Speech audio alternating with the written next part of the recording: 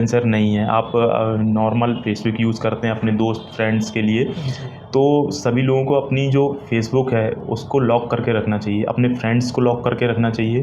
क्योंकि cyber fraudster जो होते हैं वो यही करते हैं कि आपकी फ्रेंड लिस्ट में जाके उनको सर्च करते हैं, ठीक है। जब आपके संग कोई फ्रॉड होता है या किसी तरीके से आपको ब्लैकमेल करने की कोशिश करते हैं तो वो इसी बात की धमकी देते हैं कि हम आपके ये फ्रेंड्स को जी। वो कर देंगे। इसके साथ ही आप सोशल मीडिया पर अपनी निजी लाइफ भी शेयर करते हैं, बिल्कुल। तो उससे ये भी समझ में आता है कि कौन आपके अपने हैं, उनके कॉन्टैक्ट नंबर, उनकी डिटेल, सारी चीज़ें सोशल मीडिया पर अवेलेबल रहती हैं।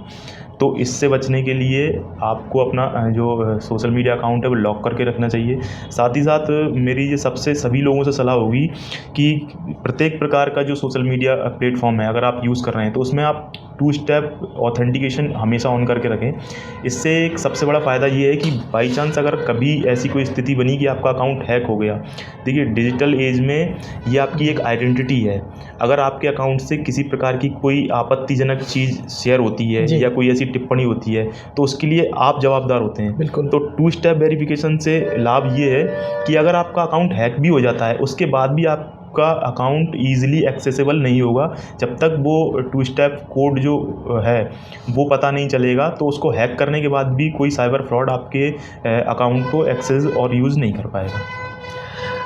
2 स्टेप वेरिफिकेशन या ऑथेंटिकेशन के बारे में आप बात कर रहे हैं, तो सामान्यतः आपके पास कई सारे केसेस आते हैं, तो क्या जानकारी है लोगों को 2 स्टेप ऑथेंटिकेशन के बारे में? देखिए जितने भी केस अभी तक आए हैं उसमें हमेशा ये देखा गया है कि उनको या तो जानकारी नहीं थी या जानकारी होने के बाद भी उनके मोबाइलों में वो ऑन नहीं था। ऑन नहीं था। इसी कारण ये जो हैकिंग की समस्या है या सोशल मीडिया प्लेटफॉर्म पर हैं जितने ये हैक्ड हो जाते हैं, तो उसमें यही देखने में आया है कि ज़्यादातर लोगों को जानकारी नहीं है और जिनको जानकारी है तो थोड़े से आलस के कारण वो कभी उसको ऑन करके करते नहीं हैं। बिल्कुल, ऐसा ही कुछ थोड़ा-थोड़ा मिलता-जुलता ई सिम के बारे में भी है। मैं सुन रहा था आपके वीडियोज़ के बारे में, तब आपने बताया था ई सिम भी एक्टिवेट कर लेना चाहिए। जी। कैसे होता है ई सिम एक्टिवेट? देखिए आजकल जो कुछ मोबाइल हैं वो इस प्रकार की सुविधा देते हैं ई सिम की। अगर ऐसा नहीं भी है तो एक चीज़ है कि एम पिन होता है, जैसे जिस तरीके से मोबाइल में कोड डालते हैं जी। उसी तरीके से आप जब सेटिंग में जाएंगे तो जी। सिम सेटिंग में एक एम पिन एम सिम या एम पिन करके एक सेटिंग आती है। ओके। उसके माध्यम से आप अपनी सिम को भी लॉक कर सकते हैं। अच्छा। इसकी ज़रूरत क्यों पड़ी है या आजकल इसकी ज़रूरत क्यों महसूस हो रही है, ये टर्म्स अभी नया नया चलन में आया है। जी। आजकल देखने में ये बहुत आया है कि जब आपका मोबाइल चोरी होता है तो मोबाइल चोरी होने के कुछ घंटे के अंदर ही आपके बैंक अकाउंट से पैसे निकल जाते हैं। ओके। ये होता इसलिए है कि जैसे ही आपका मोबाइल चोरी हुआ, अब आपका मोबाइल तो लॉक है, उसमें पासवर्ड डला हुआ है, जी। लेकिन वो आपकी मोबाइल की सिम को निकालेंगे, किसी और मोबाइल में डालेंगे, ओटीपी जनरेट करेंगे और आपके अकाउंट से पैसे निकाल लेंगे। जब आप ओटीपी ना बताने के लिए इतने जतन करते हैं, जब आपकी सिम ही किसी और के हाथों में होगी तो उसको बहुत क्या अच्छा ज़रूरत है सर। आपसे ओटीपी जानने की। तो इसलिए आप जब अगर आप वो कर लेंगे, आप अपनी सिम को लॉक कर लेंगे जी। तो वो किसी और मोबाइल में जैसे डलेगी तो बिना कोड के वो एक्सेसिबल नहीं होगी, वो काम नहीं करेगी। कुछ ऐसा ही मोबाइल खो जाने पर या फिर चोरी हो जाने पर भी होता है। जी। जैसे कि कहीं मोबाइल चोरी होता है तो उस केस में भी हैक हो सकता है आपका मोबाइल, मतलब आपका डेटा जा सकता है क्या? जी, देखिए यूपीआई एक्सेस कर सकता है वो? जी, बिल्कुल कर सकता है। अगर कैसे कर पाएगा? देखिए क्या है कि जैसे बहुत सारी चीज़ें ऐसी होती हैं कि आपका मोबाइल जैसे अगर उसको मिल गया तो मोबाइल में आपकी सिम तो उसको प्राप्त हो ही गई। जी। इसके साथ ही मोबाइल बहुत सारे ऐसे सॉफ्टवेयर आते हैं, बहुत सारे ऐसे टूल होते हैं जिससे वो आपके कोड ब्रेक किए बिना भी आपके मोबाइल में एंटर होकर आपके मोबाइल से जानकारी निकाल सकता है। अच्छा। तो उसमें चाहिए क्या होता है, आपका एक नंबर है, नंबर से अटैच आपका अकाउंट नंबर होगा और उसके बाद आपके जो एटीएम कार्ड है उसके लास्ट के चार जो डिजिट रहते हैं हैं। वो ईजिली एक्सेस या ईजिली मिल जाते हैं जी उनको। बिल्कुल। तो उसके माध्यम से वो आपका यूपीआई क्रिएट कर सकता है और यूपीआई फ्रॉड आपके संग हो सकता है। डिजिटल इंडिया की बात करते हैं हम, जब भी बात करते हैं तो डिजिटल इंडिया का महत्व बहुत ज़्यादा बढ़ रहा है और होना भी चाहिए क्योंकि हम विकसित भारत हैं, तो डिजिटल इंडिया का प्रयोग करना ही चाहिए। डिजिटल इंडिया का प्रयोग करने से सहूलियतें तो बढ़ी हैं, साथ साथ परेशानी भी बढ़ी है। जी। तो किस तरह की परेशानी आप लोग फेस करते हैं डिजिटल इंडिया के होने से? देखिए टेक्नोलॉजी का मिसयूज़ भी होता है, लेकिन देखिए ऐसा नहीं कह सकते कि अगर कुछ उसमें समस्याएं या किसी को दिक्कत हो रही है तो अपन टेक्नोलॉजी का यूज़ ना करें। टेक्नोलॉजी से बहुत सारे फ़ायदे भी हैं और कुछ जो है नुकसान भी हैं। इसका सबसे बड़ा समाधान तो मैं यही मानता हूँ कि अगर आप टेक्नोलॉजी का यूज़ कर रहे हैं तो उसके संबंध में जानकारी भी आपको होनी चाहिए। बिल्कुल। डिजिटल इंडिया ने बहुत सारी चीज़ें आपको ऐसी दी हैं, जैसे आप रेलवे बुकिंग बहुत ईज़ी हो गई है, फ़ंड ट्रांसफ़र ईज़ी हो गया है, या बहुत सारी चीज़ें हैं जो आप अब मोबाइल के माध्यम से ही कर लेते हैं, जिसके लिए आपको पहले घंटों लाइन में लगना पड़ता था। तो ऐसा नहीं है, इससे बहुत ईज़ी लाइफ़ हुई है। बस आपको ये ध्यान रखना है कि डिजिटल होने के साथ-साथ आपको अवेयर भी होना है। अगर आप अवेयर हैं, आप जागरूक हैं, तो आपके लिए एक वरदान है डिजिटल इंडिया। बिल्कुल, बिल्कुल। विज्ञान के चमत्कार जो हम बचपन जी। में पढ़ते थे, वैसा ही कुछ है। अच्छा, सोशल मीडिया की हम लोग बात कर रहे हैं। अगर सोशल मीडिया का कोई प्लेटफ़ॉर्म हमारा हैक हो जाता है किन्हीं कारणों से, जी। सबसे पहले क्या करना चाहिए? देखिए जो भारत सरकार है उसने इन सब चीज़ों के लिए अब बहुत अच्छे कदम उठाए हैं। जैसे कि अगर आपके संग कोई साइबर फ्रॉड या आपका व्हाट्सएप या कोई सोशल मीडिया प्लेटफॉर्म हैक होता है, तो सबसे पहले तो आपको यही करना है कि आप उसकी रिपोर्टिंग करें cybercrime.gov.in पर या 1930 पर। इसके साथ ही अब जो सोशल मीडिया प्लेटफॉर्म है वो भी इस बात के प्रति जागरूक हैं कि ये चीज़ें बहुत बढ़ रही हैं, साइबर अपराध बढ़ रहा है, तो वो इस चीज़ को भी मॉनिटर करते हैं। अगर आपका अकाउंट हैक होता है तो आप उस साइट पर जाकर, जैसे कि अगर इंस्टाग्राम का हुआ है आपका या फेसबुक हुआ है, तो आप उसमें जैसे www.instagram.com/hack करके एक वो होता है, उसमें जाकर आप अपनी रिपोर्टिंग करेंगे। अच्छा। तो उसमें उससे क्या होता है, वो आपका तत्काल में आपका अकाउंट फ्रीज़ करेगा। फिर वो आपको मॉनिटर करेंगे कि भाई अगर आपका अकाउंट हैक हुआ है तो फिर आपको 24 घंटे या 48 घंटे में उसको रिकवर करने का चांस रहेगा, आप उसको रिकवर कर सकते हैं। लेकिन जब भी ऐसी कोई चीज़ होती है तो सबसे पहली चीज़ जो है, आपको रिपोर्टिंग तत्काल करनी चाहिए। कई बार ऐसा भी होता है कि आपके संग कोई साइबर फ्रॉड हुआ, उसमें आपकी रकम नहीं गई या आपके संग कुछ ऐसा हो नहीं पाया, सिर्फ अटेम्प्ट हुआ, तो मैं तो ये कहूँगा कि आपको, अगर आपके संग साइबर फ्रॉड का अटेम्प्ट भी होता है तो आप उसको भी रिपोर्ट करिए, क्योंकि इसका एक सेंट्रलाइज्ड डाटा तैयार हो रहा है और अभी ये चीज़ें शुरुआती स्टेज में हैं। लेकिन जब आप रिपोर्टिंग करेंगे, एक डाटा तैयार होगा, एक डाटाबेस तैयार होगा, तो बाद में इन साइबर फ्रॉड्स को पकड़ने में और इन साइबर क्राइम से डील करने में बहुत आसानी होगी। बहुत सही बात हो रही है साइबर क्राइम की। आम लोगों को क्या मतलब कौन-कौन सी ऐसी धाराएँ हैं जो हमें पता होना चाहिए, आम व्यक्तियों को पता होना चाहिए, जो साइबर फ्रॉड के अंतर्गत आती हैं? देखिए साइबर फ्रॉड के अंदर, जैसा कि मैंने बताया कि अगर आपको फ्रॉड हुआ है, फाइनेंशियल फ्रॉड हुआ है, तो वो बीएनएस में भी कवर होती हैं। इसके साथ साथ आईटी एक्ट में भी उसका कवर करते हैं हम। साथ में अगर सोशल मीडिया के माध्यम से आपकी कोई अश्लील फ़ोटो वायरल की जा रही है तो वो 67 आईटी एक्ट में कवर होती है। किसी महिला के बारे में कुछ अभद्र टिप्पणी की जा रही है तो वो 66-67 आईटी एक्ट के तहत उनको कवर किया जाता है। साथ ही साथ बीएनएस की अलग अलग धाराओं में भी इनका समावेश किया जाता है। आपने कई सारे अभी तक केस ब्रेक किए हैं और बड़े स्तर पर भी किए हैं। सबसे यादगार केस कौन सा है आपका, जिसमें आपको कठिनाई हुई हो और जिसमें लगा हो आपको बहुत मशक्कत करने के बाद यह केस ब्रेक कर पाए हों? देखिए मैंने जो शुरुआत में चर्चा की थी वो उस युवती के केस की, जिसमें शादी का झांसा देकर उससे 4-4.5 लाख का फ्रॉड हुआ था। उस केस में हमारे पास कुछ नहीं था, सिर्फ एक नंबर था और उसने हमें ये बताया था कि ये व्यक्ति ने मुझे फ़ोन करके ये बताया था कि मैं एयरपोर्ट में फंस गया हूँ और कस्टम वालों ने मुझे पकड़ लिया और मुझे छोड़ने की एवज़ में वो पैसे मांग रहे हैं। तो उसमें हम ज़ीरो पे थे, लेकिन जब उस केस को ट्रैक करना हमने शुरू किया तो उसमें कई दिनों तक हमने यूपी, दिल्ली यहाँ पर स्टे किया, यहाँ कैंप किया। साथ ही साथ उस केस के दौरान ही बहुत सारी नई चीज़ें सीखने को मिली। तो मेरे लिए, चूँकि शुरुआती स्टेज भी थी, तब साइबर क्राइम का एक दौर चालू हो रहा था और शुरुआती स्टेज में ही हमने इतना बड़ा केस क्रैक किया था। उसमें एक नाइजीरियन युवक को भी गिरफ़्तार किया था, साथ ही साथ यूपी के जो 5-6 लड़के और थे उनको गिरफ़्तार किया था। तो वो मेरे लिए हमेशा एक यादगार केस रहेगा। निश्चित रूप से कुछ ऐसे क्रियाकर्म होते हैं जो हमें अगर लगता है कि वास्तव में बहुत महत्वपूर्ण है, तो याद तो रहते ही हैं वो। अच्छा, ऑनलाइन शॉपिंग की बात करते हैं। मैंने आपसे एक प्रश्न में पूछा था, महिलाओं के बारे में ज़्यादा जल्दी वो अट्रैक्ट हो जाते हैं ऑनलाइन शॉपिंग के लिए। जी। तो वो ऑनलाइन शॉपिंग अगर हम कर रहे हैं तो हमें क्या-क्या सावधानियाँ रखनी चाहिए? कैसे हम पहचान पाते हैं? कई बार फेसबुक पर भी चलाते हैं, स्क्रॉल करते हैं तो ऐसे ऑप्शन आ जाते हैं, ये फेसबुक जैसे फ्लिपकार्ट आ जाता है या अमेजन आ जाता है, जी।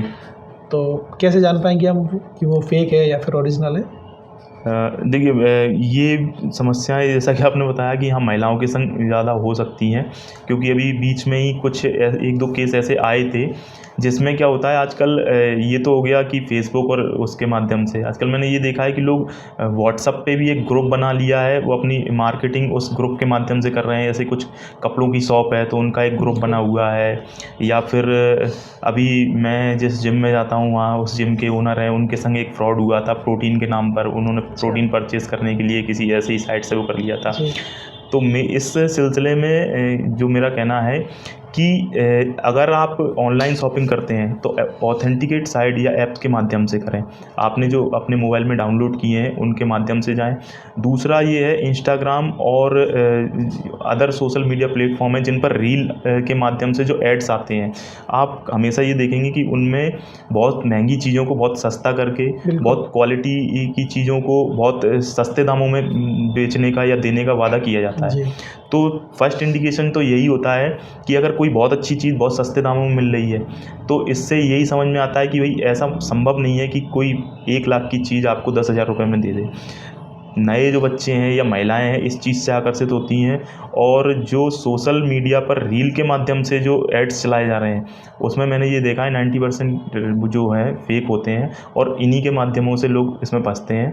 तो अगर आप सोशल मीडिया या फिर ऑनलाइन शॉपिंग के शौकीन हैं तो आप ऑथेंटिकेट साइट से ही ऑर्डर करें, एक बार चेक कर लें मिलती जुलती ऐप तो नहीं है, या फिर ऐसे ऐप जो अपने आप को दूसरे ऐप की तरह प्रिटेंड करते हैं। जैसे कि अभी कुछ दिनों पहले एक ये भी चला था कि फ्लिपकार्ट का एक मिलता जुलता सा वर्जन भी उसमें आता था, लेकिन ये आपको सोशल मीडिया प्लेटफॉर्म पर मिलेंगे। आपको जैसे आपका ऐप स्टोर है या गूगल प्ले स्टोर है, इन पर रजिस्टर्ड नहीं होते हैं ऐसे ऐप। तो आपको इन जो ऐप डाउनलोडिंग साइट है इनसे ऐप डाउनलोड करना है और उसी के माध्यम से शॉपिंग करनी चाहिए। ये बिल्कुल अच्छी बात बताई आपने। अभी कुछ नए टर्म्स भी आते हैं, जैसे हम बात करते हैं डिजिटल अरेस्ट की। कई बार जो हमारे बुज़ुर्ग होते हैं वो इस में फंस जाते हैं डिजिटल अरेस्ट में। क्या होता है डिजिटल अरेस्ट? देखिए, कानूनी भाषा में अगर बात की जाए तो डिजिटल अरेस्ट नाम का कोई टर्म नहीं है। अच्छा। ये एक साइबर ठगों का इजाद किया हुआ शब्द है कि आपको डिजिटली अरेस्ट किया गया है, जबकि ऐसा कोई प्रावधान नहीं है कि मैं आपको डिजिटल अरेस्ट करूं। इसमें होता ये है कि ये आपको डराकर धमकाकर अपने साथ इंगेज करते हैं और आपको आइसोलेट करने की कोशिश करते हैं। देखिए, जब व्यक्ति डर जाता है और वो आइसोलेट हो जाए, फिर सामने वाला जो उससे कह रहा है वो उसी के अकॉर्डिंग काम करता है, और एट लास्ट इनका पर्पस ये होता है कि इनको इंगेज करके जितना ज़्यादा पैसा इनसे ठगा जा सके वो ठग लिया जाए। कुछ दिनों पहले एक पार्सल फ्रॉड चला था जिसमें कि उनका ये कहना होता था साइबर फ्रॉडस्टर का कि आपके नाम का एक पार्सल भेजा गया है जिसमें ड्रग्स हैं या जिसमें इलीगल आर्म्स हैं। तो आदमी डर जाता था कि मैंने तो कोई ऐसा पार्सल भेजा ही नहीं है। तो फिर वो आपके आधार कार्ड की, आपके ड्राइविंग लाइसेंस की डिटेल आपको बताते हैं। अच्छा, यहाँ मैं एक चीज़ और जोड़ना चाहूँगा कि आजकल जो सबसे कीमती चीज़ है वो आपका डाटा है। आप अपने इंडिविजुअल डॉक्यूमेंट जो हैं, ये आपके पर्सनल डॉक्यूमेंट हैं, आप कहीं भी यूज़ करते हैं तो आप ये मान के मत चलिए कि आपका डाटा सेफ़ है। आप होटल में यूज़ कर रहे हैं, आप बहुत सारी सरकारी योजनाओं में यूज़ कर रहे हैं, आप बुकिंग में यूज़ कर रहे हैं, तो आपका एटीएम कार्ड नंबर बता देना या आपका आधार कार्ड नंबर बता देना, वो आपकी डिटेल बता देना, ये आज के ज़माने में कोई बहुत बड़ी बात नहीं है। तो वो इसी तरीके से कन्विंस करते थे कि ये देखिए, ये आपका आधार नंबर है, ये आपका नाम है, ये आपका एड्रेस है। जब इतनी जानकारी सामने से आपको प्राप्त होती है तो आप थोड़ा सा भरोसा करने लगते हैं कि यार कोई सामने बैठा जो व्यक्ति है वो जेन्युइन है। फिर आप उसके अकॉर्डिंग ही काम करने लगते हैं। तो शुरुआत में ऐसे बहुत सारे केस अपने भिंड में भी आए थे, जिनमें से कुछ केस हमने क्रैक भी किए हैं, जिसमें इसी तरीके का पार्सल में ड्रग्स हैं या इलीगल आर्म्स हैं ऐसा बताकर लाखों की ठगी की गई।